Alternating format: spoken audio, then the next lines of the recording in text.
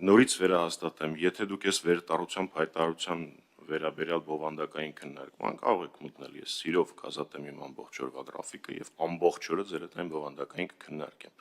Առավել եւս, որ վստահեցնում եմ ձեզ, որ այս հայտարարության մեջ չկա նույնիսկ մեկ ստորակետ, որը մենք չենք կարող հիմնավորել։ Ինչ վերաբերվում է, թե ինչ մոտեցումներով ենք եկել, ասեմ, ոնց էր վարպետի մոտ տառապանքս փորձ ունի։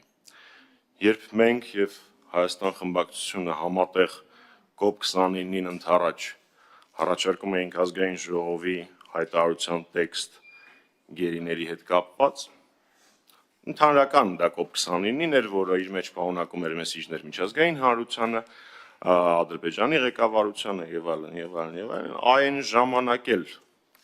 մենք գրեթե վստահ էինք, որ հայտարարություն, որը մեկ տառ անգամ չուներ ներքաղաքական օրակարգի, մեկ տառ, պիտի որ առանց որևէ խնդիր ընդունվի, բայց ձեր խմբակցությունը այն տապալեց, այնպես որ իմ սպասելիքների տեսանկյունից